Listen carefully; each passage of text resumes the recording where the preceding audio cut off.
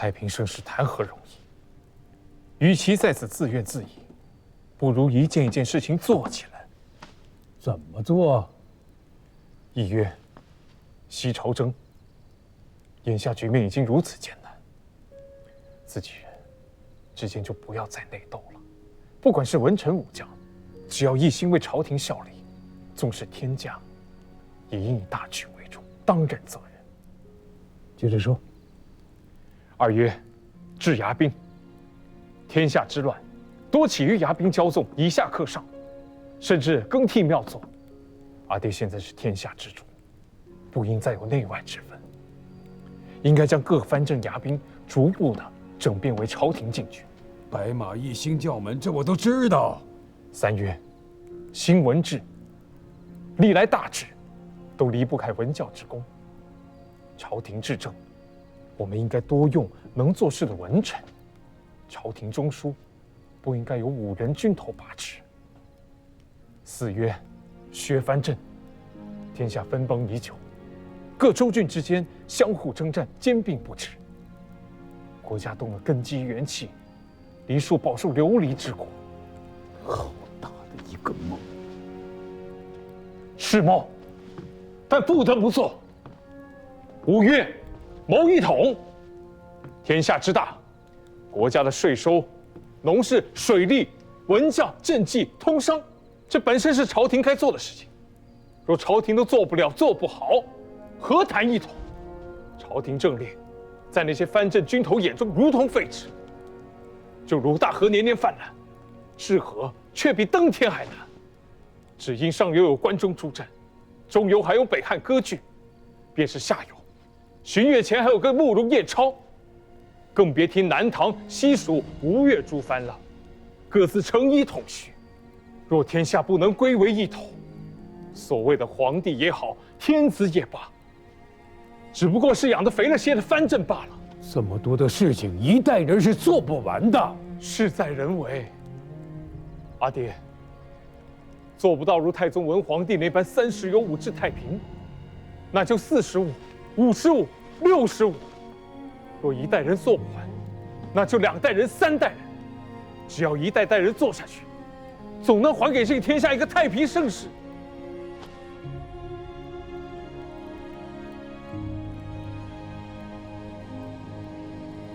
左监门卫大将军、潭州刺史、镇宁军节度使太原侯郭荣，文资厚重，勇毅绝伦，修大河而存大善，治黎庶以宽民生，可开封府尹，同中书门下平章事，兼功德使，判内外兵马事，策晋王。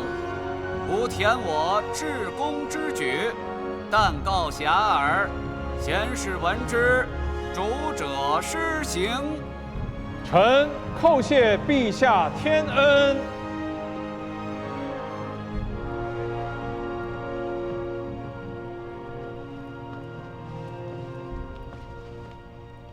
门下中书侍郎同中书门下平章事，判3司礼谷可江南、吴越诸州6宅巡访大使，右拾遗开封府推官王溥，殿前东西班行首赵匡胤，可6宅巡访副使，宣抚东南，以招朝廷致意，尔等忠纯素秉，贤士闻之，主者施行。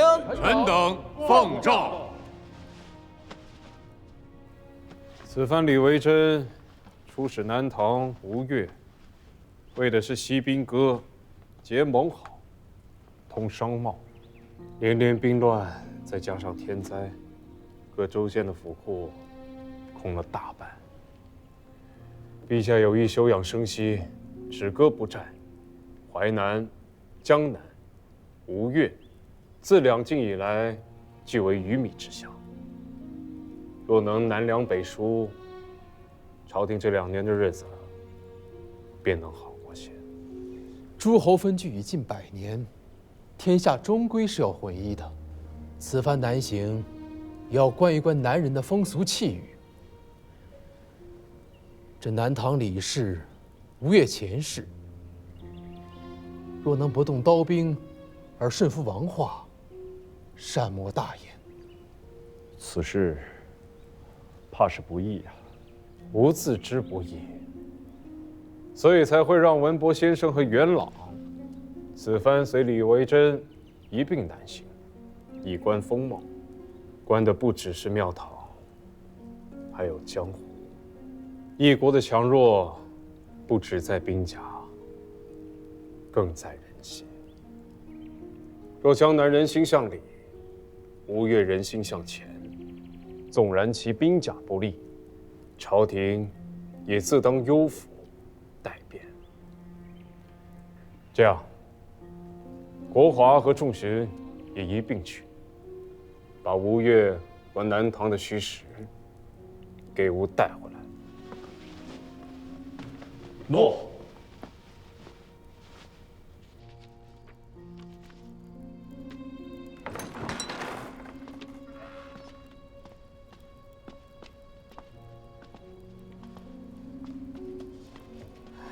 我与你说过，让你早去安息。我这不需要人侍奉。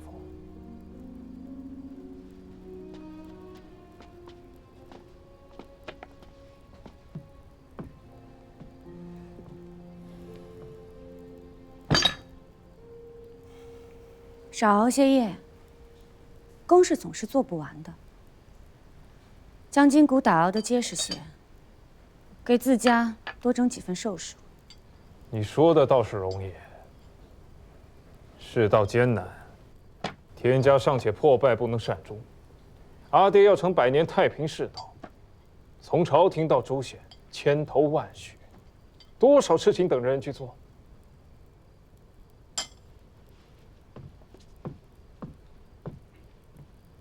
国家在人，这些难处他都是能体谅的，从不和我说这些气话。大王这话，臣妾可不爱听。世道艰难，残破的又岂止是你家？你没了结发的妻子，我却也没了少年的夫君，同是天涯零落人，谁又不知谁的肺腑？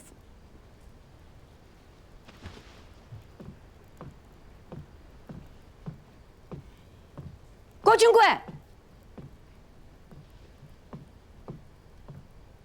你若以为我及不上刘家姐姐，索性便说句明白话，我这就带着肚子回娘家去，总有口安生饭吃。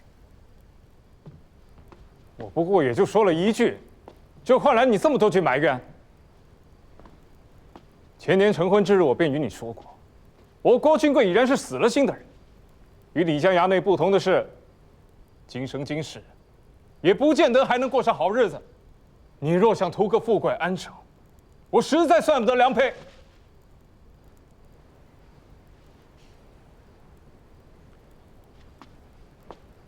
可之前你是怎么说的来着？不过是两个命苦的人，缩在一团取暖罢了。我后悔了，不成吗？你，大王，东西班行首赵匡胤拜府。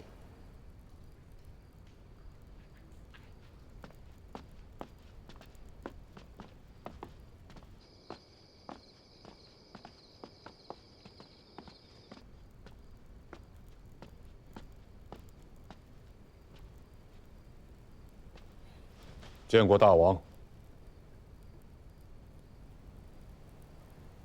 自家兄弟，不必多礼。在家小乙哥，怕有些不合适了。少废话。深夜前来，若没什么要紧的事儿，就赶紧滚回去睡觉。明日便要启程南下。敢问大王，朝廷是不是要南征了？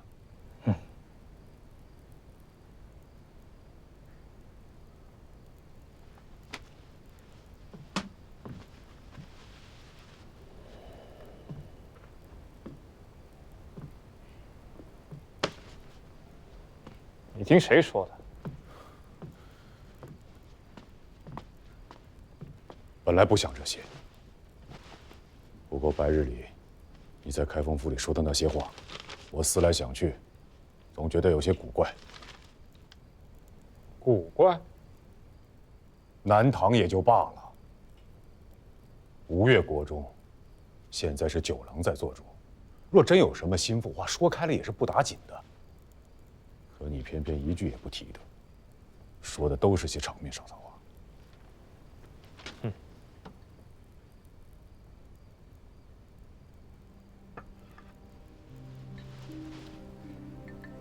果然是瞒不过你去。果然要拦着我。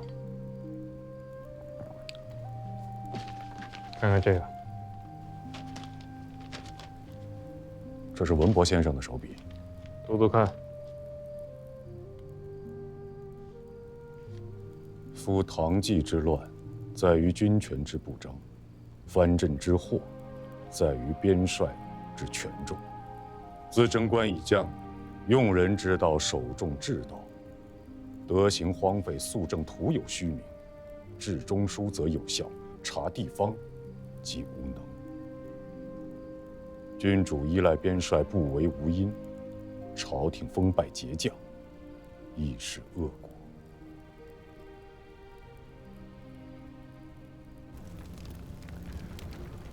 朕近来读魏真公谏录，不识字，不足以治百官；不读史，不足以治形体。藩镇诸侯从来都是个死结。自祖龙以郡县代周公之封建，此结便已经结下了。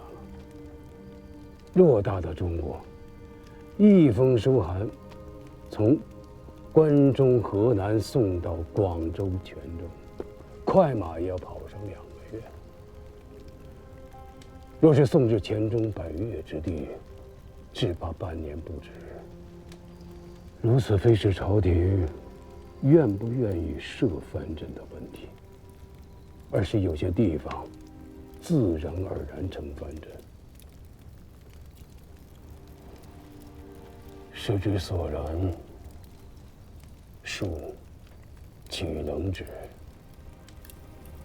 汉初本无所谓州，刺史亦是个巡查纠贺之官。然此之已久，终成13部州之社，形同诸侯，朝廷管不了。三国之乱实乱于此。魏、晋虽削去了刺史州牧手中之权，然不得不赐赏长军都督以白金黄钺，让他们治理地方。久而久之，拥兵自重，16国之乱亦乱于此。唐初，州郡虽已封疆，却最终拗不过这个士，还伸出了节度使这等官职。陛下若想变，必先变其事，否则法术皆是小道。100年之内，或许无事，5代之后，必成祸患。如之奈何？陛下若无远虑，则削藩不过是饮鸩止渴，削得了眼前，削不得后世。唐太宗若用封建，可免后世之乱乎？免不得。却是为何？周公封建，是使蛮荒之地成诸夏府姓；汉高封建，是使穷困之壤成无为之土；而唐太宗封建，是列国土，而谋王子功成，图以祸乱之源，难收治化之效。若文皇能有大智慧，封建魏王太于百越东海，封建高宗位于燕蓟之巅，则贞观无丁亥之变，盛唐无安史之乱。此等封建，才显封建之真意。奈何以魏王之宠，涉东南，无一罚遣，太宗不忍呐。人则不削藩，天下何能一统？战乱何能止歇？百姓何能安康富足？陛下，削藩不是根本之道，也不是不能削。所谓的削藩，并不是见藩就削。削谁不削谁？为何削？为何不削？这是一门大学问。还请萧夷哥赐教。削藩乃国家第一大重视。吴越前世自前婆刘启奏断东南50年来，善事朝廷，勤修贡事，能保境亦能安民。即便当权者不是九郎，也不着急削党。可至于南唐李氏，李家是当了皇帝的，就好比东汉末年的袁术，自然是要天下共讨之。那也要看南梁北树的事情能不能够办下来。所以削藩不仅要看形势，还要看往来。往来，民人双国互通无碍，锱铢相益，货殖相通。日子久了，不和议和。反之，若两相隔绝，官民皆不相通，日子久了，分据成了故事成立，私土私民，便真的不为中国所有了。所以此番南下，与九郎先谈往来。九郎肯定也有他的难处。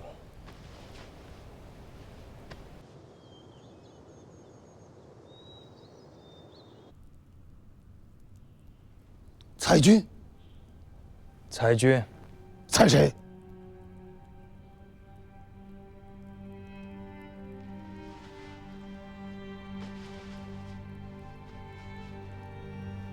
裁多少？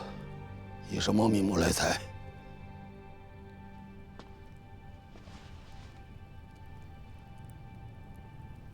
回禀令公，自长兴3年，吴越国共计兵马13都，其中老八都为武肃王起兵时所建，后增5都。文穆王时新设亲从、亲卫、中直匡武次妃、左右厅、乐骑等24都。中宪王又新设3都，再加上护卫瀚海长堤和太湖大堤的辽浅都，负责修治耕筑军屯的浙东浙西2大营田使司所辖营田都，负责甲胄器械修造的瑞金都，负责战船修造的楼船都，负责车架修造的车架都，还有负责粮秣给养输送的辎重3都。国中共计48都，总计兵额243581元。此番裁军，武肃王时期的老八都、国初所建5都进行裁撤，浙东浙西2大营田使司亦要裁撤。所属营田都官佐入为户部属官，兵丁进行裁撤。瑞金都、楼船都、辎重3都并入兵部，车架都并入工部，总共要裁掉21都，裁减兵额87321元。你是要毁了吴越国吗？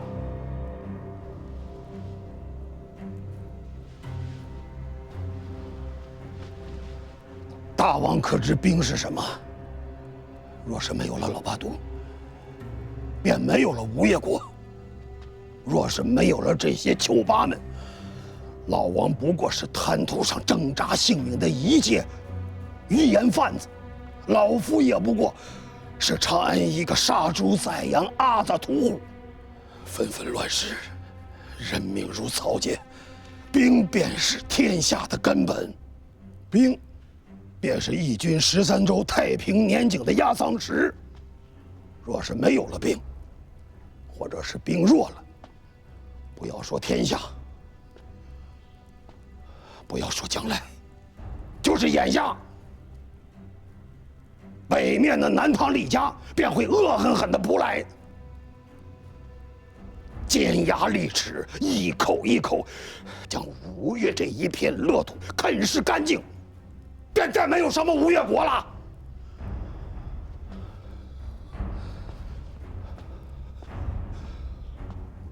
不光说是大王一家，哪怕是前世一族，也将是死无葬身之地。真是如此吗？大王是遗老臣了。孤是在问，如今的老八都还能担起吴越的藩篱吗？虎子，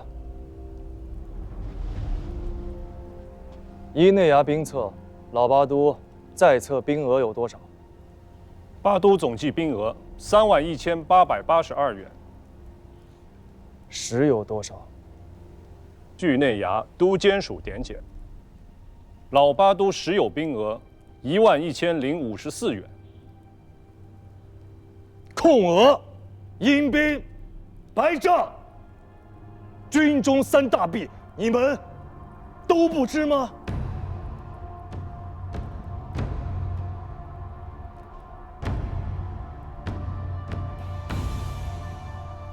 令公啊，这样的军队还能做咱们吴越国的藩篱吗？